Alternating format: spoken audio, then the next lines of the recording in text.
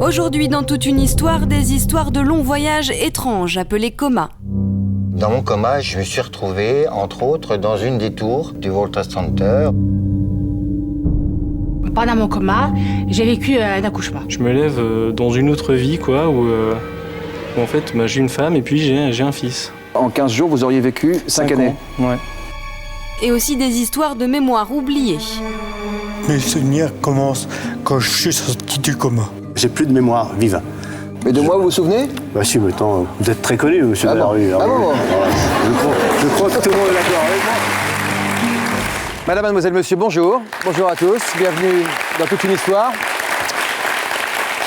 Aujourd'hui, dans notre émission, vous allez découvrir, entre autres, l'histoire de Marion. Marion a 27 ans, elle est dans le coma depuis maintenant plus de 2 ans. Elle a les yeux ouverts, mais elle ne réagit pas. Sa sœur Margot viendra nous raconter ce long voyage dans un monde parallèle, étrange, à la frontière de la vie et de la mort. D'autres en sont revenus. Jean-Philippe, Michel et Pascal sont sortis du coma. Ils sont sur ce plateau, ils nous raconteront les souvenirs qu'ils gardent de ce long voyage étrange. Pour commencer, voici l'histoire de Jean-Philippe. Il a 21 ans, il est percuté par un camion sur une nationale. Il est déclaré mort cliniquement, puis il bascule dans un coma profond. Une nouvelle vie tout à fait étrange s'ouvre alors à lui. En France, chaque année, 4000 personnes tombent dans un coma profond. La plupart n'en garderont aucun souvenir. D'autres sont persuadés de vivre une vie parallèle. Pendant ces 3 semaines de coma, Jean-Philippe, pourtant célibataire, s'est imaginé avoir une femme et un fils. J'ai vu la lumière, j'ai vu un tunnel, j'ai vu plein de gens. Je me lève dans une autre vie, quoi, où en fait, j'ai une femme et puis j'ai un fils. Je me rappelle par exemple son premier jour d'école. Voilà, ou quand il est tombé, quand il a appris à faire du vélo, genre de trucs. Habituellement, le coma interrompt les processus de mémorisation. Ces patients-là qui ont des souvenirs, c'est moins de 10% des cas, c'est en général des comas de relativement brève durée. Dans mon coma, je me suis retrouvé, entre autres, dans une des tours du World Trade Center. J'entends les gens crier autour de moi, j'entends les gens téléphoner à leur famille, des milliers de corps ensevelis et moi au milieu, en train de me débattre, en train d'essayer de me battre pour vivre. Pendant mon coma, j'ai vécu un accouchement. Je me trouvais en montagne. Il y avait beaucoup de neige et j'ai vu un homme et très peu de temps après, j'ai accouché. 2 jumelles. On ne sait pas trop à quoi correspondent ces souvenirs hallucinatoires. On ne sait pas à quel moment ils arrivent. Est-ce que c'est au moment du réveil? Est-ce que c'est au moment de la survenue du coma? Ça, je crois que personne ne peut le dire clairement aujourd'hui. Ça peut faire rire, ça peut frôler la débilité parfois. Je mettrai ma main à couper que je l'ai réellement vécu. C'est-à-dire que je m'en souviendrai dans 10 ans, dans 20 ans, tant que j'aurai mon dernier souffle, je m'en rappellerai. Moi, j'ai eu l'impression vraiment d'avoir vécu. Je touchais la neige. Je la voyais, je voyais j'admirais sa blancheur et je la touchais. Quand je suis sorti du coma, la première chose que j'ai demandé à ma mère, c'est il est où mon fils? Papa. Donc, stupéfaction des parents, puisque j'en avais pas. Quand je me suis réveillée, j'ai eu le besoin de parler des jumelles à mon mari. Mais je ne le faisais pas parce que je n'osais pas. J'ai vraiment dû faire le deuil d'une famille que je n'avais pas, en fait. C'est ça le plus dur, en fait. Et c'est ça qui est si étrange, Jean-Philippe, non? Enfin... Pas pour nous, en tout cas. Ouais, voilà. C'est une des choses qui est difficile à faire comprendre aux gens, justement, quand on sort d'un coma. C'est que c'est des choses vraiment qu'on a vécues. On sait pas... C'est très présent en nous, mais l'expliquer aux gens, c'est quelque chose de très, très difficile. Ouais. Vous êtes resté combien de temps dans le coma? Alors, je suis resté environ 15 jours. Si vous aviez un fils, vous aviez aussi une femme? Oui, oui. Elle aussi, là aussi, elle avait un visage? Oui. Elle était jolie? Oui, elle était très bien. Comme par hasard. Disons qu'en sortant de mon coma, après, en fait, j'avais l'image vraiment de quelqu'un que je connaissais. Donc, voilà. Après, moi, disons que j'ai essayé de mettre quand même le visage vraiment sur quelqu'un de... De quelqu'un que vous connaissiez, c'est-à-dire de quelqu'un que vous aviez déjà rencontré dans la vraie vie? Oui, voilà. Mais bon, il s'est avéré que donc, ça n'avait rien à voir et que ça ne m'était pas arrivé, mais... Donc, voilà. Vous l'avez reconnue un jour, cette femme? Ouais, de toute façon, oui. Enfin, mais c'est comme le visage de l'enfant que j'avais vu. Des fois, je voyais des enfants dans la rue, je repensais un peu à lui, mais bon. Disons que là, ça fait quand même pas mal d'années que c'est passé, et puis c'est plus flou, je dirais, en fait, tout ça. C'est comme des souvenirs qui dateraient de plusieurs années pour J'ai l'impression que ce sont des souvenirs plutôt agréables, enfin que c'était une vie plutôt agréable que vous aviez dans le coma. Ouais, enfin bon, il y a eu des moments difficiles, et des moments... mais c'était une vie, surtout c'était une vie, quoi. Et donc quand on vous dit, ah ben non, tout ça, tu l'as rêvé, c'est pas vrai, être là, vous êtes gentil, ça fait 5 ans, voilà, ça part pas comme ça, quoi. Et donc ce qui était plus dur pour moi, voilà, c'était de retrouver vraiment la vie, la vraie vie. Donc là, j'ai dû repartir à zéro. En plus, j'ai eu pas mal de rééducation. Donc, Vous avez éprouvé des sensations physiques pendant le coma également? Alors en fait, ce que je me souviens surtout, c'est du retour, on va dire, du passage du coma à maintenant, en fait. Le réveil. La phase de réveil. Là, c'était très difficile, en fait. J'avais l'impression qu'on me sortait de quelque part. Et après, tout était bizarre, quoi. Je ne savais pas quel jour on était, quelle année. Mais voilà. Mais après, du coma en lui-même, dans ce que je vivais, j'avais des sensations. Mais oui, comme maintenant, voilà. C'est vraiment une vie. Voilà. Je ne peux pas vraiment la mettre à part. Voilà, c'est vraiment une vie vécue. Une vie qui vous a rajouté en plus 5 ans en 15 jours. Ah oui, c'est pas mal. Je me tourne vers le docteur Azouvi. Bonjour docteur. Ce qui est le plus étrange, je trouve, c'est cette sensation d'avoir vécu une vie bien aussi réelle que la véritable. Oui, c'est curieux, en effet. C'est curieux, et ce qu'il faut savoir surtout, c'est que c'est très rare, en fait. Parce que la plupart des personnes qui ont été dans le coma, en général, n'en racontent rien. Enfin, l'expérience qu'ils en ont, c'est d'un espèce de grand trou noir dont ils ne se souviennent absolument pas. Et, en général, ils n'ont aucun souvenir. Alors, c'est vrai que parfois, on a des récits comme ça, c'est très rare. Bon, je pense que ça s'apparente en effet à des phénomènes un peu oniriques, des rêves un petit peu dans des états de coma probablement plus légers au moment du réveil, des rêves, plus un état un petit peu confusionnel au moment du réveil du coma. Je pense que c'est ça qui explique ce genre de phénomène. Oui, à ce point de vérité, à ce point où Jean-Philippe nous dit qu'il a dû faire un deuil de cette autre vie qui fait partie de la sienne. Oui, c'est étonnant. Quel souvenir vous gardez de votre retour à la réalité, de votre réveil? Disons que moi, c'est comme si j'étais dans un endroit puis qu'il y avait une sorte de force qui me tirait. Mais pour moi, le réveil était très long. J'ai le temps déjà de prendre conscience de ce qui se passait autour de moi. J'arrivais pas à vraiment ouvrir les yeux. J'entendais un peu. Après, quand je réussis à ouvrir les yeux, j'arrivais pas à parler. Enfin, c'était très très progressif et ça m'a paru durer très très longtemps. Ouais. Et vos premiers mots étaient « Où est mon fils ?» qui a donc désemparé tout le monde. Qui était là au moment de votre réveil? Il y avait ma mère. Elle était là? Ouais. Et Qu'est-ce qu'elle en pense, votre mère? Eh bien... Ça a dû être étrange, hein? Oui. Vous étiez préparé à quelque chose de ce type? Non, mais quand il s'est vraiment, enfin, je peux dire réveillé, mais moi je lui ai dit non, c'est faux, c'est faux. Et tout ce qu'il me disait, je lui disais c'est faux. Par exemple, il avait des délires. Je pense, après, on m'a expliqué que c'était peut-être la morphine aussi. Parce qu'il m'a parlé de Ben Laden. Il y avait eu les événements du 11 septembre avant son accident, qu'il avait vu Ben Laden, c'était très tourmenté, il venait d'une autre planète, les robots lui avaient fait du mal, c'était très très tourmenté. Après il m'a parlé de ça aussi, donc moi j'ai toujours été près de lui pour lui dire non, c'est pas vrai, c'est pas vrai. Et vous deviez être partagé entre deux sentiments, j'imagine, parce que quand votre fils se réveille, vous deviez être comme toute maman très très heureuse, et en même temps il vous pose une question qui est très incongrue, où est mon fils? Voilà, et moi le soir je lui dis à mon mari, notre fils est devenu fou. Voilà, et après... je suis arrivée à le faire pleurer. À force de lui dire « Non, Jean-Philippe, c'est pas vrai, c'est faux. » Et moi, je me souviens pas très bien de tout ça. Moi, je suis arrivée à te faire pleurer. J'ai insisté. Parce que vous vouliez absolument le sortir de ça? Le remettre sur les rails, quoi, qui revienne à la réalité. Qui revienne à la réalité. Et moi, je suis restée tout le temps près de lui, tout le temps. Je lui ai toujours parlé. Quand il était dans son coma profond, j'ai toujours été là pour lui dire de revenir, quand tout le monde l'attendait, toute sa famille. On a une famille très unie. Donc il y a une force aussi, une très très grande force. Vous n'aviez qu'une idée en tête, Jean-Philippe, retrouver la femme de votre coma. Au début, c'était ça. Comment vous y êtes pris? Disons que... Je sais pas, en fait, simplement, pour moi, c'était une petite amie que j'avais eue avant, mon accident. Donc je lui ai reparlé de ça, et puis voilà, c'est venu comme ça naturellement. Mais petit à petit, en fait, le temps que je sors de l'hôpital, etc., après, La réalité était là, et bon, après, je me suis dit, bon, quand même, il faut que tu passes à autre chose. Vous pensiez que c'était une fille que vous aviez connue précédemment, vous l'avez appelée? Oui. En lui disant comment va notre fils?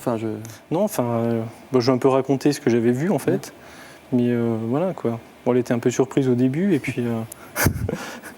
voilà, mais... Votre fils, c'était votre grande obsession. Comment vous avez tenté de l'oublier? Disons que... à vouloir des enfants rapidement, ça fait plus peur en général aux gens que... Voilà.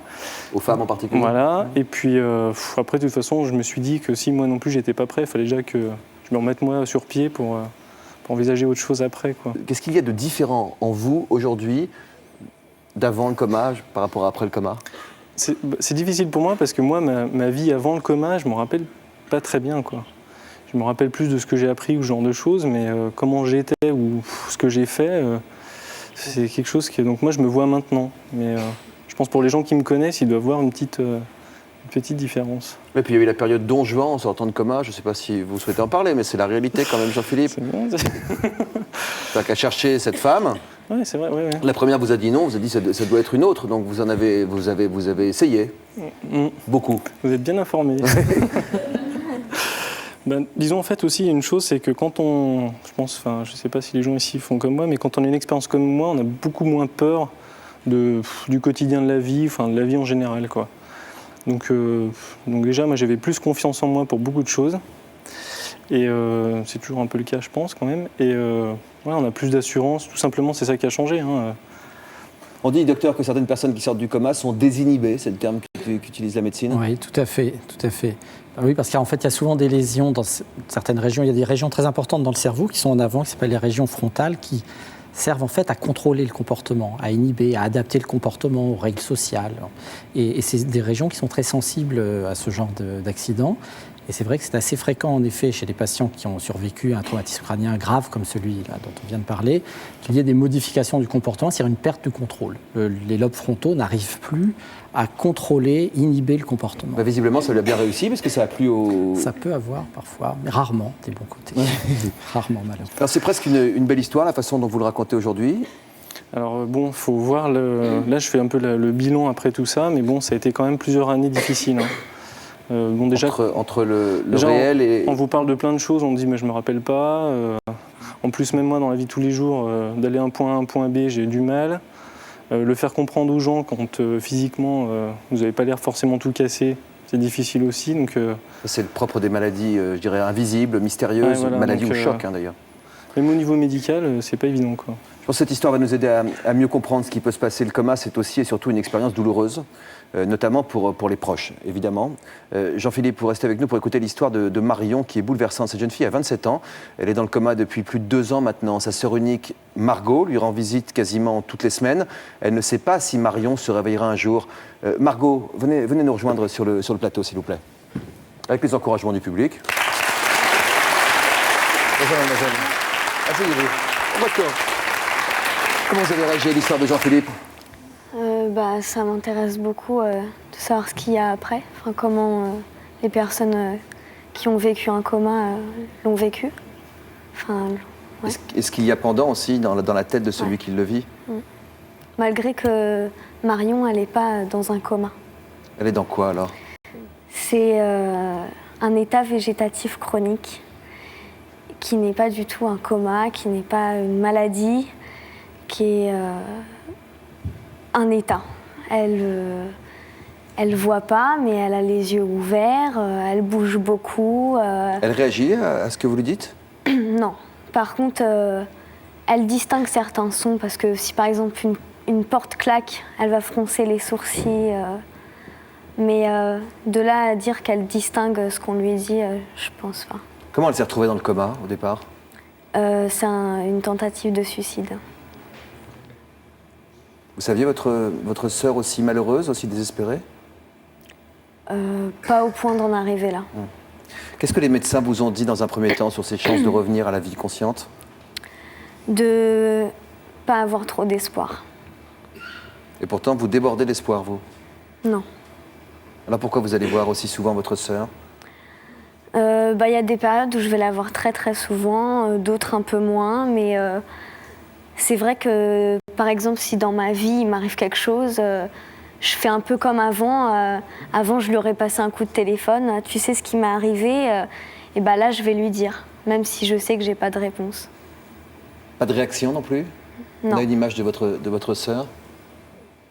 Non, pas de réaction non plus. Vous disiez réaction à des bruits, mais pas réaction à des émotions, vous avez l'impression? Bah, y a des moments où elle rigole. Ah bon? Où elle peut, y a une larme qui peut couler.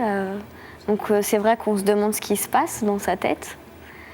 Ça, c'est quelque chose qu'on ne sait pas. Quel lien vous tissez avec elle depuis qu'elle est dans cet état?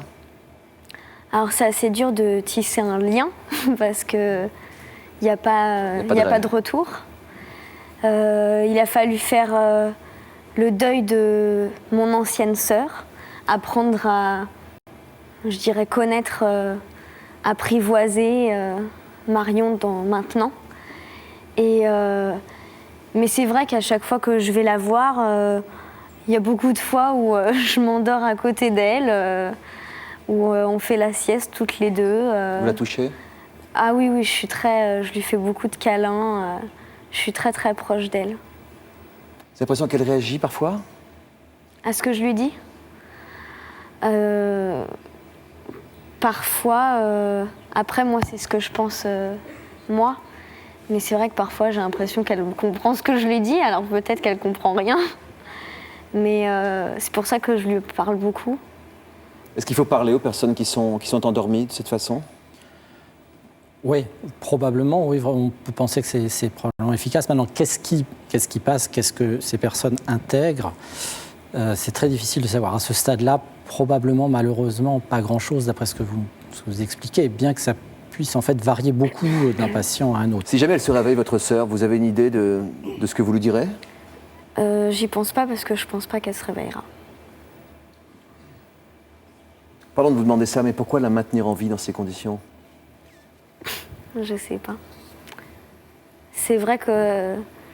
C'est bien parce qu'il y a un espoir? Non. Non. Non, parce que c'est vrai que j'y ai déjà pensé, hein, il faut pas le nier? Non, il faut pas le nier. Il y a des personnes qui peuvent juger qu'on pense à ça. Moi, je le dis, oui, j'y ai pensé parce que c'est vrai, à quoi ça sert?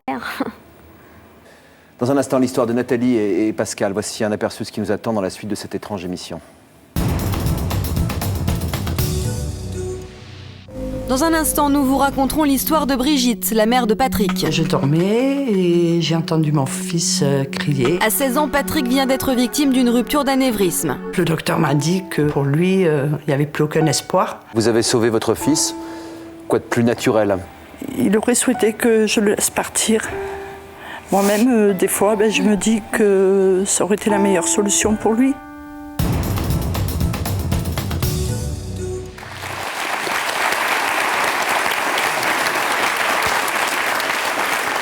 Je vous propose d'écouter l'histoire de Nathalie, qui est mariée avec Pascal, un couple plein d'amour. Ils ont 2 enfants. Un soir, Pascal part faire un tour de moto, mais il ne rentre pas.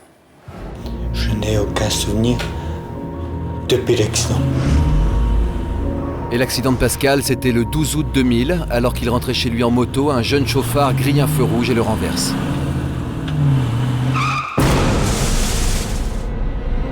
Vivant mais inconscient, Pascal est transporté aux urgences de Lorient. Pour sa femme Nathalie, le cauchemar commence. Moi, je me suis imaginé que mon mari était décédé, qu'il n'était plus là. À ce moment-là, café, cigarette, et on attend. C'est long, c'est très long. Quand le médecin m'a dit que mon mari était dans le coma, pour moi, le coma voulait dire il dort, il va se réveiller. Voilà, là, tout à l'heure, il va ouvrir les yeux et voilà, c'est tout, ça va bien aller. Mais c'est pas du tout ça. Le coma, c'est pas ça.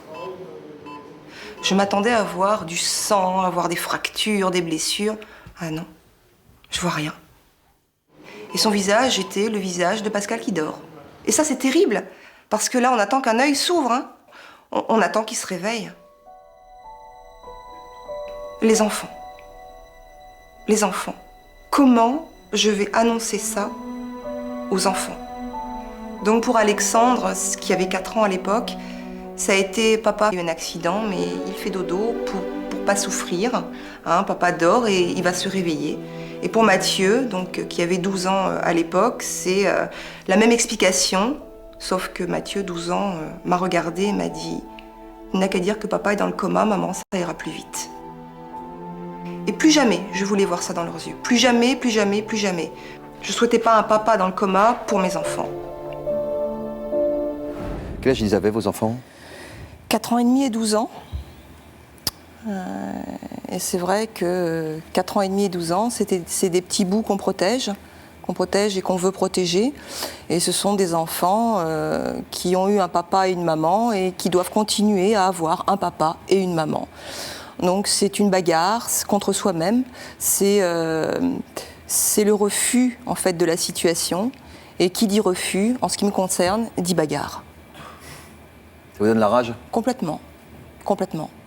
De voir ça cette détresse dans le visage de mes enfants, c'est ce que je dis, plus jamais ça dans le regard d'enfant. Et qu'est-ce que vous pouvez dire à vos enfants pour essayer de réchauffer cette détresse? Que papa va se réveiller, que papa dort, qu'on lui donne des médicaments pour dormir, qu'on lui donne des médicaments pour se réparer en ce qui concerne le petit, parce que rien n'était visible, rien du tout. C'était à l'intérieur, tout était à l'intérieur en fait. Et pour le grand, ça a été extrêmement difficile puisque bon, lui ça a été... 12 ans, c'est déjà un grand petit bout. Hein. Voilà, oui, mais bon, ça n'empêche, c'est quand même un petit bout. Mais par rapport à 4 ans et demi, je veux dire. Oui, absolument, donc on n'annonce pas la chose de la même façon. Hein, il m'a fallu 4 jours pour leur annoncer ça. 4 jours. On n'est pas préparé à ce genre de choses. Mais surtout que vous n'êtes pas du tout extérieur effectivement à ce qui est en train de se passer. Ça, vous êtes jugé parti, enfin, vous êtes extérieur et intérieur. Complètement, mais complètement. Donc c'est d'autant plus difficile. On ne sait pas. On ne sait pas. Quand vous dites qu'il a fallu 4 jours pour l'annoncer à vos enfants, il a fallu 4 jours pour que vous ameniez vos enfants dans la chambre? Non. Interdiction de voir papa dans le coma, en service de réanimation, avant l'âge de 14 ans. Donc papa, ils l'ont vu 5 semaines après l'accident, 5 semaines, à la sortie progressive du coma, effectivement. Oui. Chaque jour, vous avez été voir votre mari? Oui, il a été transporté à 140 km de la maison. J'y allais tous les jours pratiquement. Et quand j'y étais pas, je téléphonais 10 fois, 20 fois, dans la journée, dans la nuit, n'importe quand, pour demander comment allait mon mari. Donc là, les réponses étaient état stationnaire. Et moi, je demandais, qu'est-ce que ça veut dire, état stationnaire? Expliquez-moi. Et quand j'allais le voir, c'est pareil, je voyais les médecins, les aides-soignantes, les infirmières, les infirmiers, et mes questions revenaient, toujours les mêmes. J'attendais des réponses avec des mots que je puisse comprendre. Qu'est-ce que ça vous fait, Pascal, d'entendre tout ça aujourd'hui? Tu regrets, mais l'accident a eu lieu, donc je ne peux plus rien y faire. C'est fait, c'est fait. Vous avez un souvenir de ce qui s'est passé pendant le coma? Non, aucun. Même de l'accident, je n'ai pas de souvenir. Et de votre réveil? Même pas. Mes derniers souvenirs doivent remonter à quelques mois. Mes souvenirs actuels. La mémoire, souvenir du cerveau a été touchée. Quels sont les derniers souvenirs que vous avez, les plus récents? Les plus récents, c'est un concours de tir il y a quelques mois. De tir? Oui, du tir au pistolet. Vous avez des souvenirs précis de vos enfants? Oui, maintenant je me les suis remis en tête, mais je n'ai pas de souvenirs d'avant l'accident. Et si j'ose dire, de votre femme? Oui, je ne peux pas dire que je la connaissais d'avant. Pour moi, je vous dis, j'ai eu une nouvelle naissance quand je me suis réveillé. Est-ce que Pascal s'est réveillé? Vous étiez à ses côtés quand il s'est réveillé? Ça s'est fait progressivement. Et donc, quand j'allais le voir à l'hôpital, c'était c'est aujourd'hui. Allez, hop, c'est aujourd'hui. Aujourd'hui, il ouvre un œil. Aujourd'hui, il va bouger un doigt. Il va faire quelque chose. Aujourd'hui, il va avoir une réaction. C'est aujourd'hui. C'était impensable que ce soit autrement. Vous êtes resté combien de temps dans le coma, Jean-Philippe? Environ 15 jours. Et vous? 5 semaines, Pascal. Regardez. Un jour, en arrivant à l'hôpital, j'ai claqué la porte. Et là, Pascal a fait un bond. Mais à son réveil, Pascal n'est plus le même homme. La rééducation sera très longue, Nathalie se bat chaque jour pour que son mari réapprenne les gestes du quotidien. marcher, manger, parler, articuler, tout. J'ai appris que ce que j'ai oublié, ce n'est pas une victoire.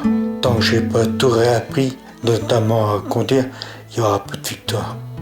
Je me construis avec ce qu'on me dit. Je me fais suivant ce que j'entends. On m'a dit que j'étais cool, je me dis que j'étais cool. Pascal ne réapprend pas seulement qui il est, ses souvenirs se sont effacés, alors tous les jours Nathalie stimule sa mémoire. Pourtant Pascal n'arrive pas à retenir leur histoire. Est-ce que tu te souviens, Pascal, quand on s'est rencontrés? Comment ça s'est passé? Pas du tout. Moi j'ai flashé sur toi quand je t'ai vu. Mais tu le sais de toute manière. Mais non. Mais non. Bah si, pourtant. Oui. Oui. Je sais pas. Tu sais plus? Non. Est-ce que tu te souviens de la naissance de Mathieu et d'Alexandre? Non, pas du tout. Même avec une photo, j'ai aucune image, mise à part la photo qui m'arrive en tête. Je sais pas rien si elle est partie. Oui, je sais que tu n'y peux rien. Je réapprends à connaître Nathalie. Même mes enfants, je réapprends à les connaître aussi. Je partage plus grand chose avec mes enfants. Si je joue un peu au boule avec Alexandre. Mais avec Mathieu, il a construit sa vie. Donc maintenant, je ne partage rien avec lui. De voir son papa plus comme avant, je pense que ça fait beaucoup de mal à Mathieu. J'ai un manque de plein de choses. S'il n'y avait pas de sentiments, je ne sais pas si je serais encore là, même avec les enfants. Tu ressens de l'amour. Elle n'était pas obligée de faire tout ce qu'elle a fait. Donc c'est qu'elle doit m'aimer. Je me fais une nouvelle vie, je repars de zéro.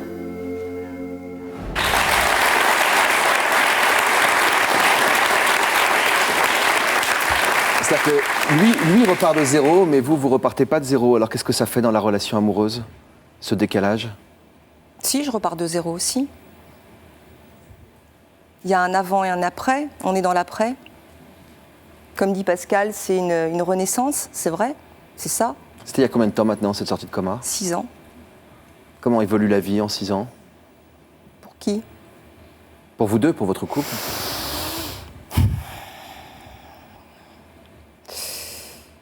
C'est un redébut, c'est quelque chose de neuf, c'est une relation qui s'établit à nouveau, qui se met en place petit à petit. C'est long, c'est 6 ans. Il y a des progrès? Oui, bien sûr. Bien sûr. Vous pouvez nous rejoindre, Pascal, aujourd'hui? Vous pouvez? Vous voulez un coup de main? Allez, sous les encouragements du public.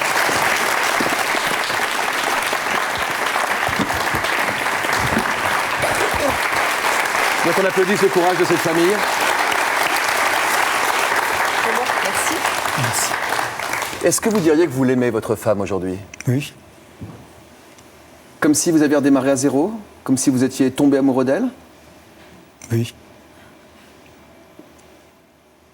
Ça signifie quoi, aimer, pour vous?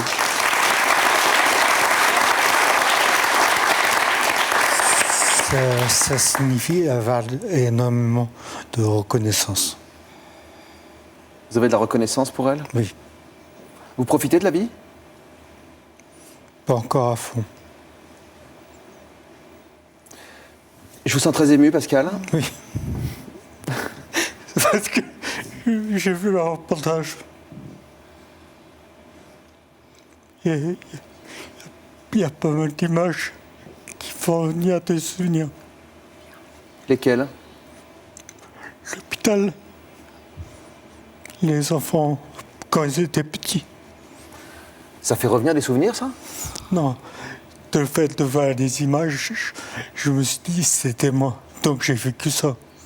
J'ai pas de souvenirs, mais je me vois sur une image. Qu'est-ce qui revient de votre mémoire peu à peu? Et là, je me refais une nouvelle vie. Pour moi, mes souvenirs commencent quand je suis sorti du coma. Donc pour l'instant, tout est nouveau. Alors, les souvenirs, vous vous souvenez d'avoir vu Nathalie à côté de vous? De vous être demandé qui elle était? Non, ça non. De quoi vous vous souvenez? Les premiers souvenirs au réveil? Depuis le coma, je veux dire. J'ai pas de souvenir du réveil. Et même encore à l'instant, quand dans la durée, ça dépasse quelques mois, j'ai oublié. J'ai perdu la partie de la mémoire qui concerne la mémoire à long terme. Vous vous souvenez en revanche de ce que vous avez fait ce matin, hier? Même ça, j'ai du mal. Quels sont les meilleurs moments de votre vie à tous les deux aujourd'hui?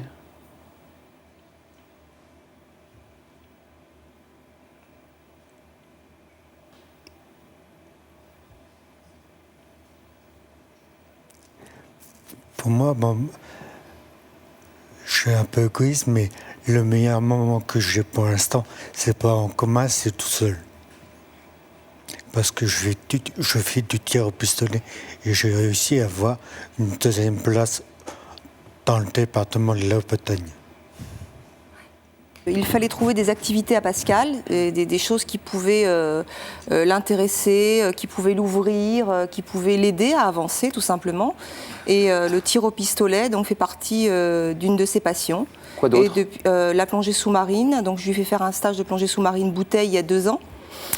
Oui, mais je trouve qu'à chaque fois, ce sont des idées qui sont liées à sa vie d'homme célibataire et non pas à sa vie affective ou de couple, j'ai l'impression. Non, parce qu'on va au restaurant, on va au cinéma, on se promène. Ça, vous ne l'avez pas dit encore, ça. Non, mais voilà, si, ça, ce sont des choses qu'on fait ensemble. Le cinéma, par exemple, Pascal adorait le cinéma, donc on va au cinéma régulièrement. Les restos, on les connaît tous maintenant. Quels sont les... Est-ce que c'est toute votre vie que vous consacrez à votre mari aujourd'hui? Est-ce que vous arrivez à avoir votre vie de femme à côté, une vie de relation? Je consacre ma vie au progrès de Pascal, en fait, et à l'épanouissement des enfants. Voilà. Eh ben, chapeau.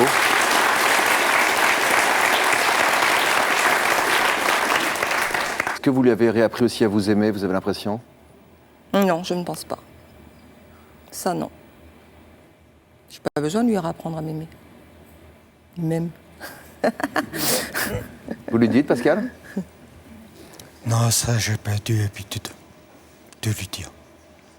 Mais elle le sait.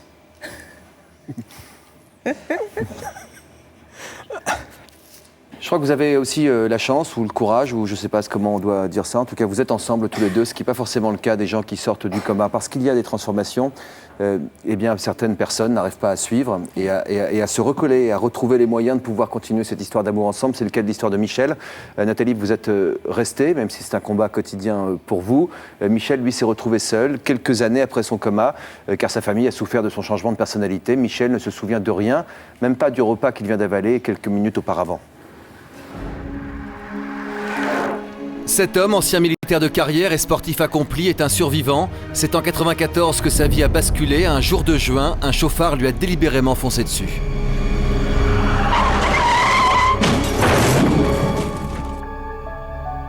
J'ai fait 3 mois et demi de coma profond. J'étais destiné à être un légume sur un fauteuil roulant. Moi, physiquement, ça ne se voit absolument pas, mais l'handicap neurologique, c'est tout dans la tête. J'ai tout pris au cerveau. Depuis son coma, Michel est amnésique, il n'a plus de mémoire immédiate, il est incapable de se souvenir de ce qu'il a fait 10 minutes auparavant. Pour garder une trace de ses journées, il consigne tout dans des centaines de cahiers. Il a déjà rédigé plus de 5000 pages. Qu'est-ce que j'ai bouffé à l'entrée? Qu'est-ce que j'ai mangé à l'entrée? Ça, c'est pas possible. J'ai pas pris de pizza. J'ai pris de la salade. Ouais, ça, je me souviens de la salade. Ah, niçoise. Vrai ou faux? Après, on a mangé glace. Dessert, terminé, hop. Même s'il manque quelque chose, tant pis. Non, c'est pas une glace. Dessert? Ah si, j'ai mangé une glace. Ah, j'ai pris une crème brûlée. Oh, oh. Ah non, c'était pas ça. C'était pas une crème brûlée, mais c'est pas grave. C'est une crème caramel. Oui. Ah, punaise, c'est pas une crème brûlée, c'est une crème caramel. J'aurais, tant pis. Si aujourd'hui Michel ne se souvient pas de sa journée, il n'a rien oublié de sa vie d'avant l'accident. Il se rappelle en détail de sa carrière militaire. Il a d'ailleurs transformé sa maison en musée dans laquelle il vit désormais seul. 3 ans après son accident, il a divorcé et n'a jamais revu ses enfants. Dans cette chambre, il regarde souvent les photos de ses jours heureux passés en famille. Alors, le fait de parler de mes enfants, ben, j'arrive plus à me restituer sur la question que vous m'avez posée. Alors, madame, vous m'avez posé quoi comme question? Je suis très fier de mes enfants, ça c'est sûr. Même si aujourd'hui ils sont majeurs et vaccinés et qu'ils n'essayent pas de prendre contact avec moi, c'est ça qui me désole.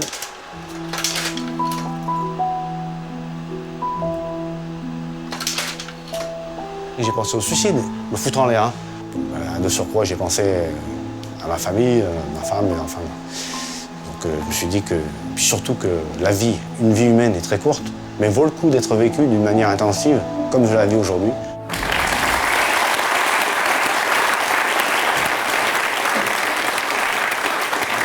Pascal et Nathalie. Enchanté. Enchanté. Enchanté. Jean-Luc. Jean-Luc, enchanté. Bonjour, monsieur. Enchanté. On s'est déjà vu? Oui, il y a 2 minutes. Il y a 2 minutes. Comment vous faites pour vous souvenir, par exemple, de ce que vous avez à faire au quotidien? Comment vous faites pour vous souvenir que vous étiez invité à cette émission aujourd'hui? J'écris tout. J'écris tout, j'en suis à plus de 5000 pages. J'écris tout quotidiennement. Mais bon, de vous, je me rappelle très bien, il n'y a pas de problème. Mais je sais pas, le docteur, par exemple, que je vois, d'en face de moi, si je le croise demain, s'il ne me dit pas qu'il était là, je ne me rappellerai pas. Et de moi, vous vous souvenez? Bah si, maintenant, vous êtes très connu, monsieur Delarue. Ah bon? Je crois que tout le monde est d'accord avec moi.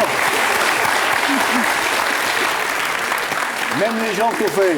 J'ai fait que 3 mois et 6 jours de coma, donc même moi, je me rappelle très très bien. Ça, vous êtes ancré dans mon... Tant mieux, tant mieux. Il vous arrive d'oublier des rendez-vous parfois?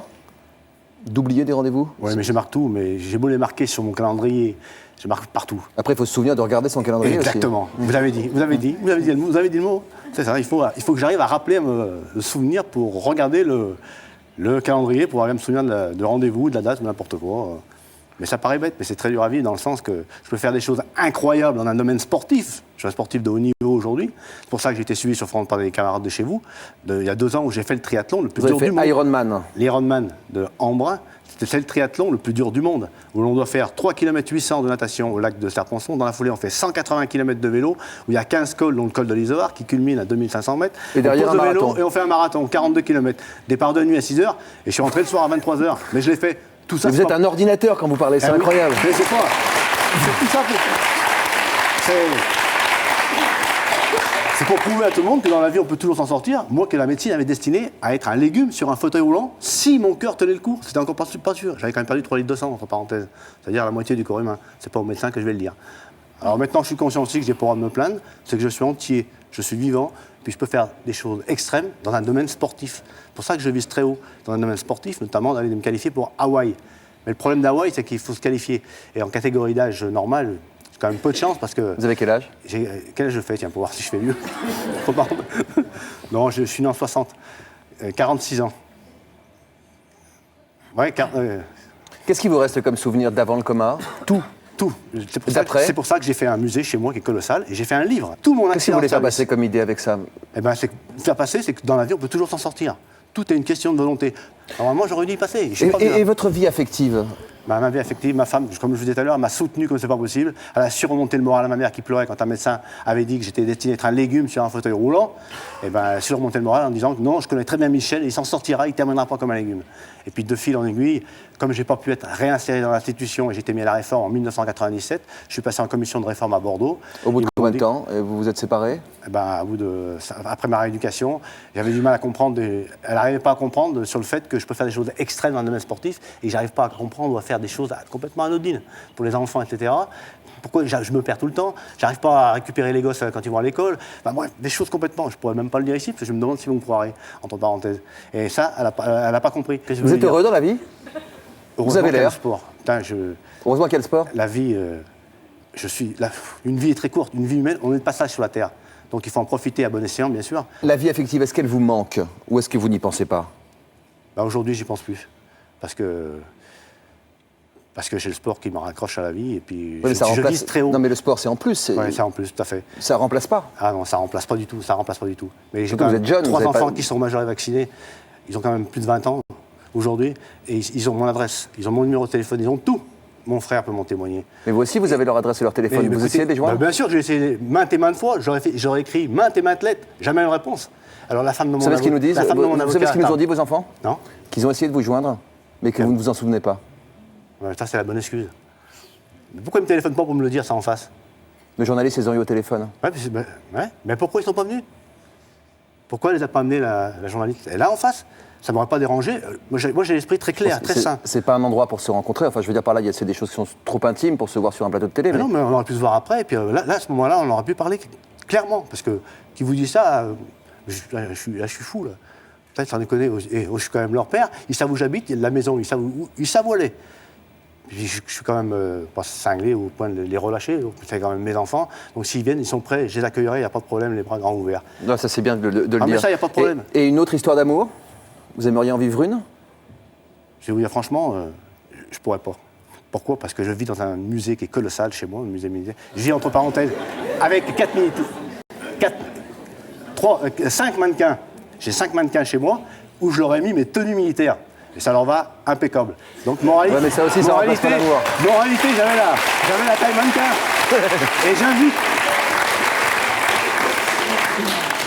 j'invite n'importe qui parmi vous à vous faire visiter mon musée. Je vous arrête un peu parce qu'on n'a pas toute l'après-midi devant nous. Parce qu'il faut me couper, parce qu'une fois je suis parti. D'accord, ok, très bien. Une fois que je suis parti, au reportage de Brigitte, on est en train d'essayer d'aujourd'hui de comprendre tout ce qui peut se passer pendant le coma et après le coma. Est-ce que vous avez un souvenir de pendant le coma? Non, mon dernier souvenir, c'était au régiment, j'étais officier de permanence. Et mon premier souvenir, c'est 3 mois et 6 jours après, c'est à Bayern de Bigorre, point barre. Brigitte est une heureuse mère de famille quand son fils cadet Patrick fait une rupture d'anévrisme. C'est un jeune homme qui n'a que 16 ans. Brigitte ne sait pas s'il va survivre. Regardez. Je dormais et j'ai entendu mon fils crier. Et il m'appelait, maman, viens vite, j'ai mal à la tête. Dans la nuit du 9 juin 2000, Patrick, le fils de Brigitte, a été victime d'une rupture d'anévrisme. À la suite de hurlements, il s'écroule dans les toilettes. Il ne se réveillera que 2 mois plus tard. Plongé dans un profond coma, les médecins ne donnent aucun espoir à Brigitte.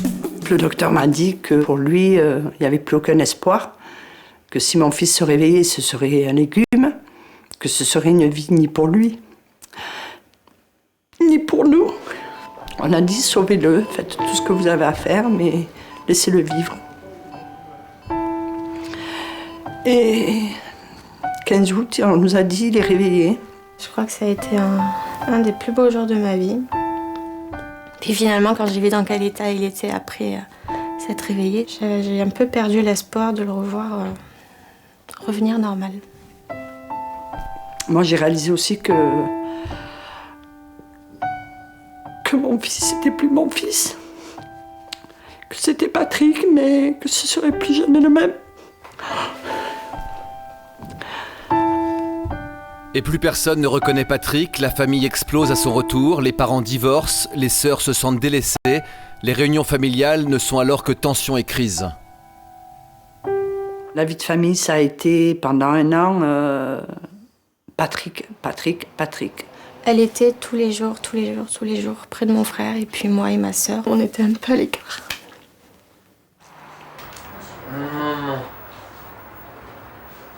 Maman.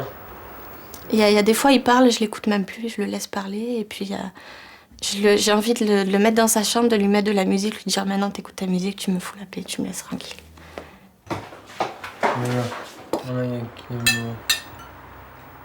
Mais tu veux manger, tu vois pas que t'es toujours derrière son dos?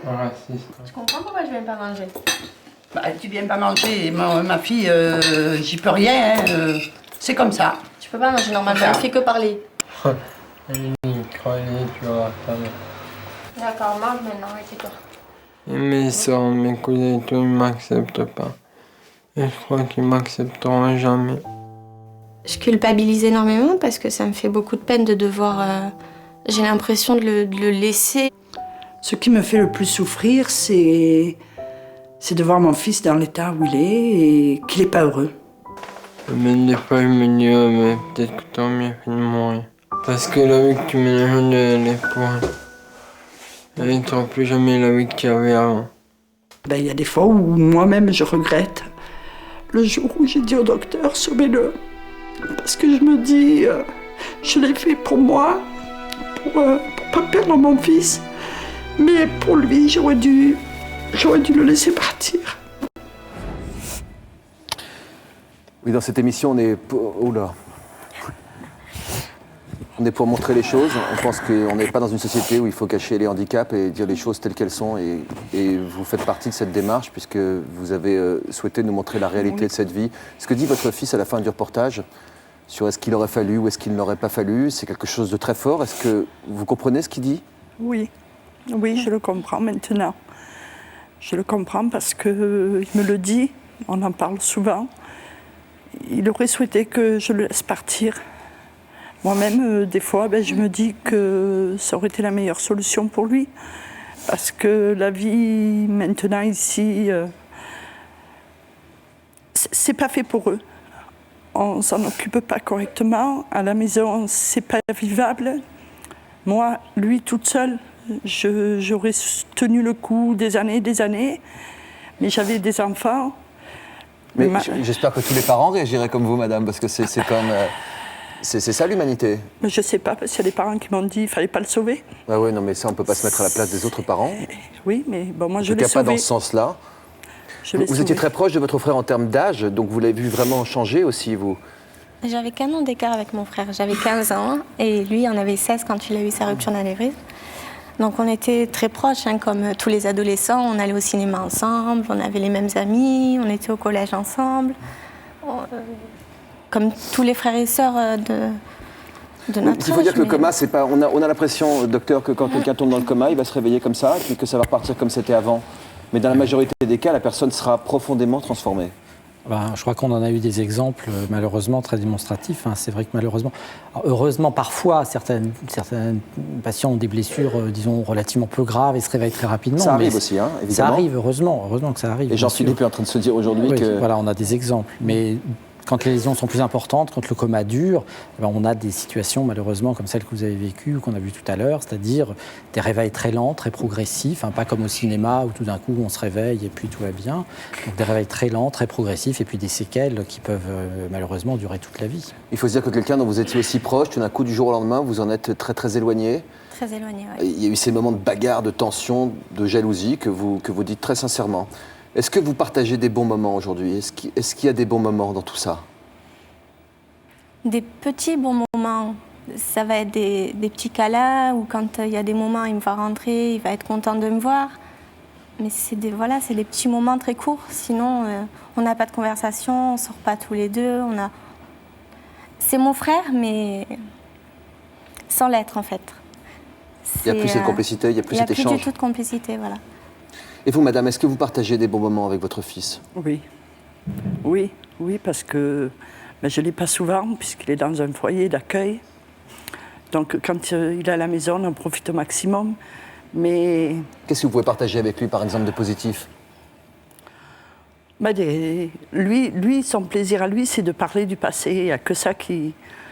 Quand il faisait ça, quand il était avec ses copains, quand il était à l'école, les bêtises qu'il faisait. Donc, on se rappelle tout ça, on sort des photos, on lui fait voir des cassettes des fois. Et donc, il rit. Ça, il rit très souvent, il aime beaucoup rire. Pleurer, il n'arrive plus à pleurer, il ne sait pas. Donc, il a juste un sanglot qui monte du plus profond de lui quand il y a une musique, certaines musiques, qui parlent de son père ou de sa maman. La vie d'avant. Les souvenirs de maintenant, il en a parce qu'il a gardé, il a récupéré une mémoire, je dirais, exceptionnelle par rapport aux lésions qu'il a. Qu'est-ce que vous êtes venu dire à toutes ces familles qui ont quelqu'un dans le coma ? Je pense à Margot. Malgré tout, il faut continuer à vivre et à aimer ? À aimer surtout. À aimer. L'amour, ça fait beaucoup. Mais je veux dire, on a beau aimer, il y a un moment où on n'arrive plus même quand on aime à subir, parce que quand ils dorment, quand ils sont dans le coma, c'est une vie, on va le voir, on lui parle, on fait tellement de choses, tellement d'espoir. Sans retour. Et puis quand ils sont réveillés, on se dit ça va être merveilleux, il va redevenir. Et puis non. Et puis ils sont dans un fauteuil, le fauteuil encore... Je dirais c'est rien. Un fauteuil, c'est rien.